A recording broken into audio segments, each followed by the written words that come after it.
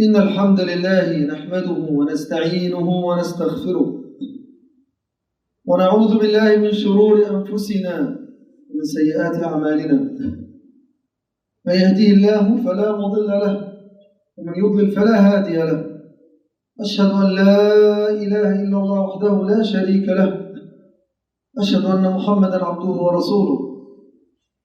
يا أيها الذين آمنوا اتقوا الله حق تقاته ولا تموتن إلا وأنتم مسلمون.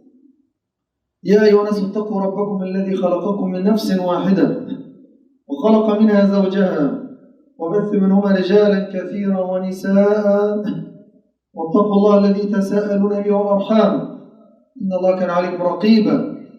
يا أيها الذين آمنوا اتقوا الله وقولوا قولا سديدا يصلح لكم أعمالكم ويغفر لكم ذنوبكم ومن يطع الله ورسوله فقد فاز فوزا عظيما. أما بعد، إن أصدق الحديث كتاب الله وخير الهدي هدي محمد صلى الله عليه وسلم وشر الأمور محدثاتها وكل محدثة بدعة وكل بدعة ضلالة. أما بعد، فقد قال الله عز وجل في سورة الكهف: وإذ قال موسى لفتاه لا أبرح حتى أبلغ مجمع البحرين أو أمضي حقبا.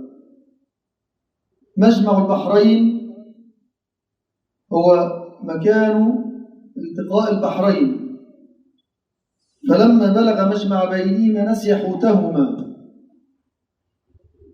مجمع بينهما الضمير هنا يعود على البحرين كذلك، وهما البحر الأبيض والبحر المتوسط، أي عند خليجي العقبة والسويس. الآن هذا مجمع البحرين في سيناء.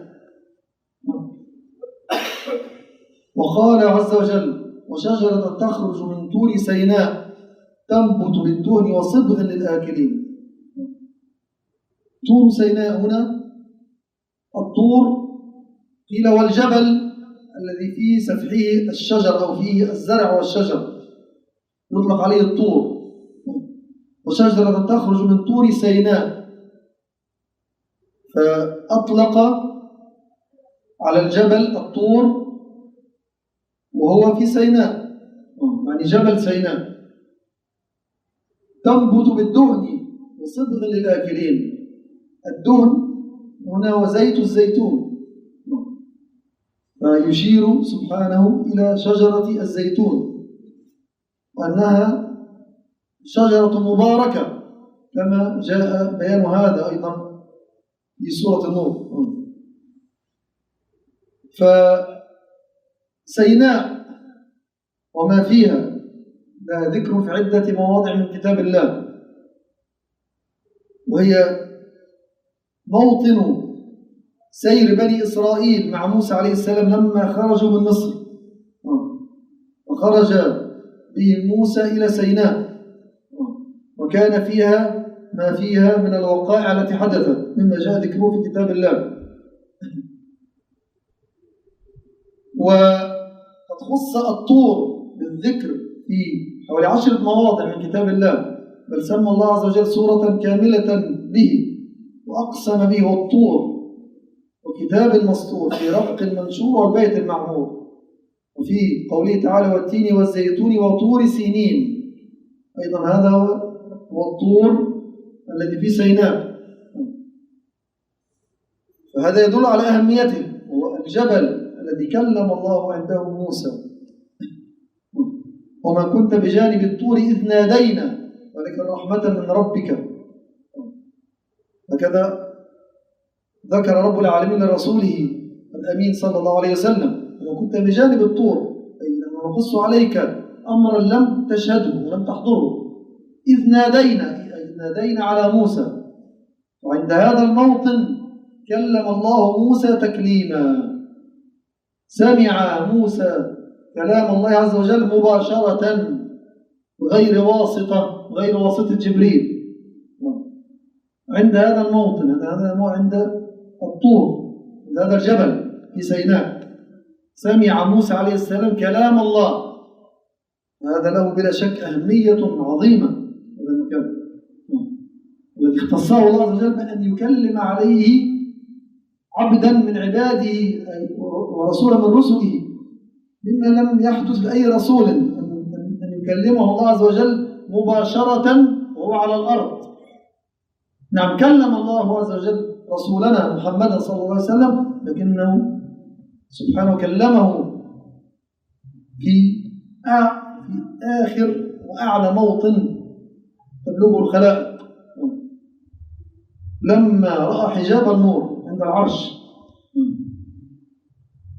وطبعا لمكانة رسولنا صلى الله عليه وسلم بشكل أعلى مكانة وأفضل من موسى عليه السلام. فكلم الله عز وجل موسى عند جبل الطور، عند الطور الذي هو الجبل، كلمه تكليما. أكد هذا المصدر ليدل أنه كلمه سبحانه حقيقة لا مجازا، ليس كما قال أهل البدع خلق كلاما في الشجرة كما تقول المعتزلة، فرقة من فرق الضالة عن السنة. إنما سمع موسى كلام الله مباشرة، ولأهمية هذا الموطن أقسم الله به، والطور وكتاب المسطور. وفي قوله تعالى: ولما جاء موسى لميقاتنا وكلمه ربه قال ربي أرني أنظر إليك قال لن تراني ولكن انظر إلى الجبل إن استقر مكانه فسوف تراني فلما تجلى ربه للجبل جعله دكا وخر موسى صعقا فلما أفاق قال سبحانك تبت إليك وأنا أول المؤمنين. هذا الموطن الذي حدث فيه هذا الحدث الجلل، أن موسى عليه السلام طلب من رب العالمين لما كلمه ربه أن ينظر إليه، أن يراه كما سمع كلامه. وموسى عليه السلام لم يطلب شيئا ليس ممكنا، بدليل أنه سمع كلام الله مباشرة. فلما سمع كلام الله مباشرة طلب أن يراه مباشرة كما سمع كلامه مباشرة. فبين له رب العالمين أن مسألة سماع الكلام تختلف عن الرؤية في الدنيا. يعني يمكن أن يسمع كلامه في الدنيا بما اختصه الله به، لكن لا يمكن أن يراه في الدنيا. قال لن تراني أي في الدنيا. والجبل لم يتحمل رؤية، فكيف بك أنت يا موسى؟ ولذلك حديث جابر الذي أخرجه مسلم قال رسول الله صلى الله عليه وسلم إنكم لن تروا ربكم حتى تموتوا. ولذلك يعتقد أهل السنة والجماعة الذين حملوا ميراث النبوة أن المؤمنين يرون الله عز وجل رؤية حقيقية عيانا، أي بالعين، في عرصات يوم القيامة وفي جنات النعيم. وهذا من أعظم النعيم، وهذه هي الزيادة الذين أحسن الحسنى وزيادة. الزيادة النظر إلى وجه الله. اللهم ارزقنا النظر إلى وجهك في غير ضراء مضرة ولا فتنة مضلة. ففي هذا الموطن من سيناء حدثت هذه الأمور العظيمة. أن الله عز وجل كلم موسى وأنه سبحانه تجلى للجبل فجعله دكا وخر موسى صعقا. وفيها في سيناء كانت أحداث بني إسرائيل مع موسى لما خرج به من مصر،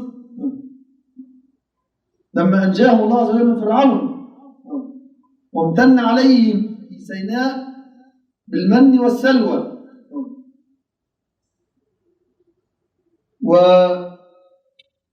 وكما قال الله عز وجل وقطعناهم 12 أسباطا أمما وأوحينا إلى موسى إذ استسقاه قومه أن اضرب بعصاك الحجر فانبجست منه 12 عينا قد علم كل أناس مشربهم وظللنا عليكم الغمام وأنزلنا عليكم المن والسلوى كلوا من طيبات ما رزقناكم وما ظلمونا ولكن كانوا أنفسهم يظلمون. كل هذا في سيناء، كل هذه الوقائع في سيناء. الله عز وجل امتن على بني إسرائيل لما أنجاهم من فرعون وآله وأنزل عليهم المن والسلوى وظللهم بالغمام، ورغم ذلك لم يشكروا نعمة الله. هذا حال اليهود، امتن الله عليهم بنعم عظيمة. إذا أنجيناكم من آل فرعون يسومكم سوء العذاب يقتلون أبناءكم ويستحيون نساءكم وفي ذلكم بلاء من ربكم عظيم. وإذ بهم رغم ذلك وجوزنا ببني إسرائيل البحر فأتوا على قوم يعكفون على أصنام لهم قالوا يا موسى اجعل لنا إلها كما لهم آلهة قال إنكم قوم تجهلون إن هؤلاء متبر ما هم فيه وباطل ما كانوا يعملون قال أغير الله أبغيكم إلها وفضلكم على العالمين. يعني مجرد أن جاوزوا البحر بعد أن أهلك الله فرعون وجنوده، مجرد المجاوزة وجوزنا ببني إسرائيل البحر فأتوا التعقيب على قوم يعكفون على أصنام لهم.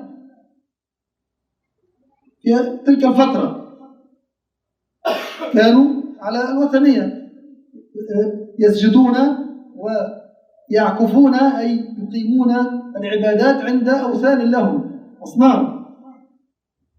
لعل ما بلغتهم دعوة التوحيد، ما بلغتهم دعوة موسى عليه السلام، فكانوا يعكفون على أصنام لهم. فإذ ببني إسرائيل الذين بلغتهم دعوة التوحيد أرسل الله إليهم موسى وأنجاهم من فرعون وأغرقه أمام أعينهم ونجوا، بدلا أن يشكروا الله من يقول لموسى اجعل لنا إلها كما لهم آلهة. يعني يريدون أن يشركوا برب العالمين. قال أغير الله أبغيكم إلها وفضلكم على العالمين. سبحان الله. يعني صدق النبي صلى الله عليه وسلم لما قال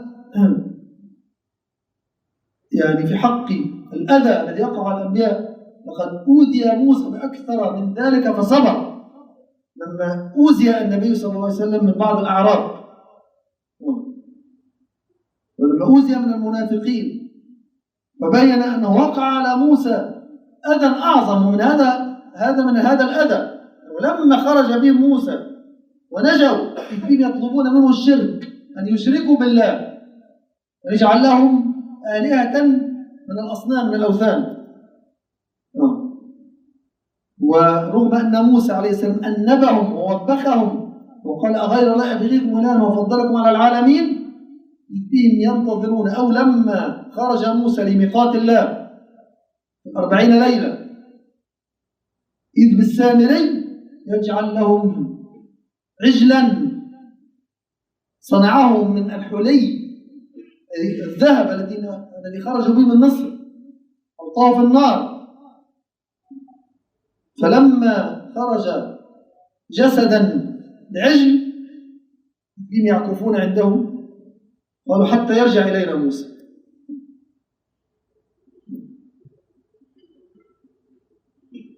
فأمرهم عجيب.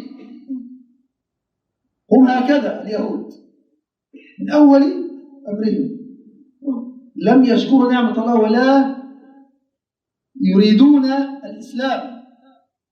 موسى عليه السلام دعوة للإسلام وكانوا مسلمين، كانوا مسلمين في أول أمر ثم أشرك بعضهم وعبدوا العجل. ولما تاب الله عليهم أمرهم أن يقتل بعضهم بعضا.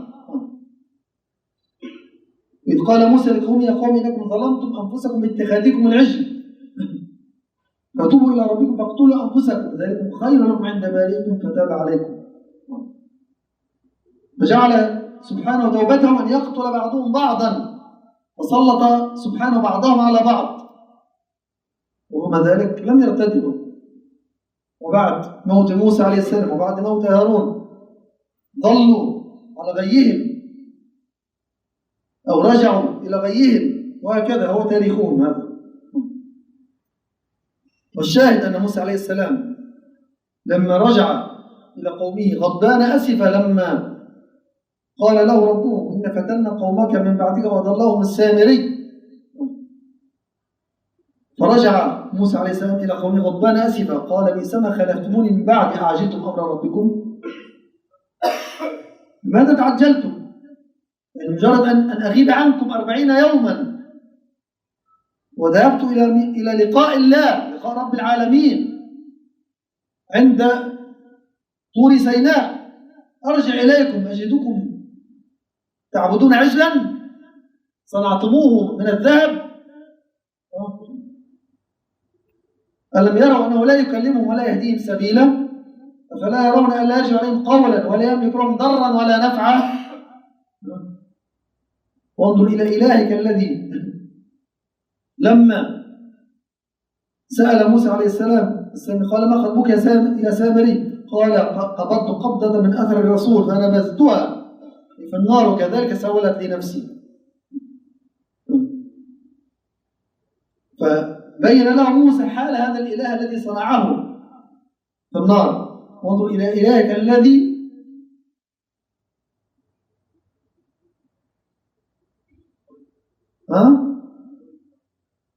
وانظر إلى إلهك الذي ظلت عليه عاكفا لنحرقنه ثم لننسفنه في اليم نسفا. وانظر إلى إلهك الذي ظلت عليه عاكفا، أي عكفت، وهذا معنى العكوف أي العبادة. لذلك يقال اعتكف في المسجد أي مكث في المسجد للعبادة.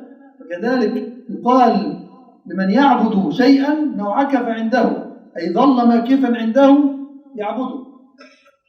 الذي ظلت عليه عاكفا مع من تبعهم بني إسرائيل هذا مصيره، لا نحرقناه ثم لا ننسفناه في اليم نسفا. هكذا كان مصير إله بني إسرائيل الذي عبدوه بعد نجاتهم من فرعون وآله في سيناء.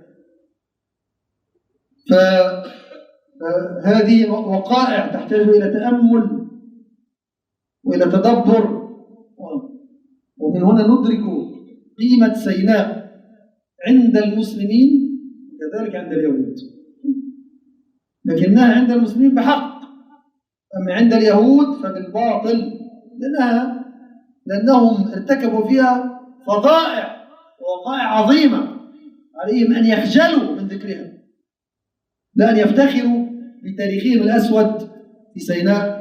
لهم تاريخ أسود في سيناء، لكن لهم طبعا نسبة إلى موسى ومن آمن معه تاريخ عظيم في حق موسى عليه السلام، في حق نبي الله، ليس في حق من كفر من بني إسرائيل من اليهود. والله تعالى أعلى وأعلم. الحمد لله وحده والصلاة والسلام على من لا نبي بعده. أشهد أن لا إله إلا الله وحده لا شريك له، أشهد أن محمدا عبده ورسوله. أما بعد، فمن الكتب المصنفة المفردة في بيان تاريخ سيناء في العصر القريب، في بداية القرن الميلادي الماضي، يعني بدايات أو في السنوات الأولى من القرن السابق 1900 تقريبا و5 1906 جاء أو خرج هذا الكتاب وأعيد طباعته مرة أخرى في دار الكتب والوثائق القومية المصرية بعنوان تاريخ سيناء القديم والحديث لمؤلفه نعوم شقير. وقد جمع فيه جل ما يتعلق بسيناء من جهة الموقع الجغرافي والتاريخ القديم والحديث والعادات والعقائد، وكتاب جامع في هذا الباب. فمما ذكره في هذا الكتاب في حق عادات أهل سيناء مما يدل على أنهم تحلوا بسجايا العرب، سجايا أهل البادية من حب الضيافة. فقال وأول خلق رأيته فيهم وأول خلق رأيته فيهم حب الضيافة. أي في أهل سيناء إذا أقبل الضيف أنزلوه على الرحب والسعة وأضافوه بالتناوب، إلا إذا كان عزيزا لديهم جميعا، إنهم لا يراعون النوبة ويتسابقون إلى ضيافته. إذا اختلف في من يضيفه رفعوا الأمر إلى كبير القوم ويسمى المضيف وحكمه نافذ. هذه أخلاقهم مع الضيف. ومما قال أيضا في هذا مسألة الضيافة فيما يسمى عندهم بالعداية، وما يأخذه المضيف من غنم أو من غنم جاره لإكرام ضيفه. إذا فاجأ البدوي ضيف ولم يكن عنده ما يضيفه به، فله أن يأخذ رأسا من قطيع أي الغنم عند جاره، سواء كان من قبيلته أو من غير قبيلته، ليذبحه للضيف. هذا من شدة حرصهم على الكرم، والجار يرضى بهذا، ولكنهم جعلوا شرطا لهذا. لكن يشترط رد مثل الذبيحة في مدة 14 يوما، يرد هذا الذي أخذه من جاره في مدة 14 يوما. ومن أمثالهم الكرم سداد. وهذا يدل على أنهم بدو سيناء يتحلون بالمروءة والكرم الذي عند العرب من سجاء العرب، وهذا حالهم نحسبه على إلى وقتنا هذا. طبعا لما يتمسك بعضهم بالإسلام حقا يكونون من أشد الناس تمسكا بالإسلام. وكذلك ذكر أن شرابهم هو الماء ولبن الإبل والضأن والماعز، ومن فضائلهم أن ليس لهم مسكر من أي نوع كان، لا يشربون مسكرات أبدا. كانوا كما ذكر بعد ذلك أنهم يشربون الدخان هذا، لكنهم من جهة الإسكار التام والمسكر لا يشربونه أبدا من أي نوع كان. هذا بلا شك من سجاياهم كذلك. ولكن طبعا لم يخرج الأمر عندهم من بعض الخرافات والعقائد التي توارثوها مما يخالف الكتاب والسنة والتوحيد، وهذا ليس خاصا بهم، بل هو في جل بلاد الإسلام من مسألة اتخاذ القبور والأضرحة تحت دعوة أنهم أولياء وأنهم يتوجهون إليهم، وهذا أمر ليس خاصا بهم. لكن التوحيد إذا انتشر بينهم وعرفوه كانوا كما قلت من أشد الناس تمسكا بالإسلام الصحيح، ولا نزكيهم على الله عز وجل. وكان الجهل ينتشر فيهم نظرا لقلة العلماء، فكان بعضهم لا يعرف الصلاة، لا يعرف، لكن هذا في وقت معين، لعله في وقت الذي صنف فيه المصنف هذا الكتاب، لما ذكر أنه لما رأى أن كثيرا منهم يعني لا يصلون الأوقات الخمسة كما قالوا هنا على الترتيب، بل يصلون كلما خطر ببالهم أن يصلوا، هذا لعدم وجود علماء بينهم يبينون لهم فرائض الإسلام. لكن هذا لعله انتهى. الظن به الآن أنهم يعني انتشرت فيه شرائع الإسلام ويعرفونها جيدا إن شاء الله تعالى، أو يعني أغلب الأعم. والكلام يطول طبعا في النقل من هذا الكتاب، لكن يشير إشارات فقط. وذكر بعض ما يتعلق بأخلاق البادية عندهم وبالقضاء، قضاة البدو، وما يتعلق بالزواج والطلاق وما شكل ذلك، فلهم عادات وخصوم. فهؤلاء هم أهل سيناء، فيصعب أن يدخل فيه من ليس منهم قبائل، ولو كذلك أعراف القبائل. والخلاصة أن سيناء بلا شك لها أهمية عظمى عند المسلمين وعند أهل مصر خاصة، ولها أهمية عند اليهود لكنها بالباطل، ويظنون أنهم سوف يأخذونها لأن عندها تمثل جزءا من أرض المعاد، وهذا الذي يخططون له، ولن يهدوا أن يحققوا هذا، ولكن الله لهم بالمرصاد. والجيش المصري هو أعظم حجر عثرة في طريقهم لتحقيق أرض المعاد، لأنهم يسعون أشد السعي لتفتيت وتمزيق هذا الجيش.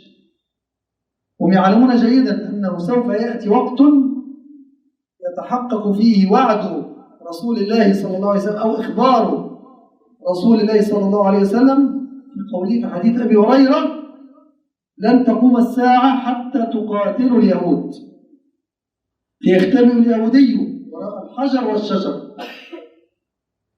يقول: يا مسلم يا عبد الله، هذا يهودي ورائي، تعال فاقتله.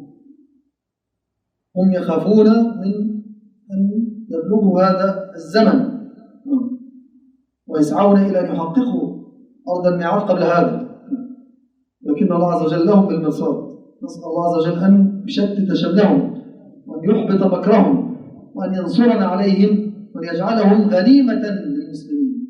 اللهم لا ترفع لهم راية ولا تمكن لهم دولة، وعجل بالنصر عليهم. وصلى الله على محمد وعلى آله وصحبه وسلم.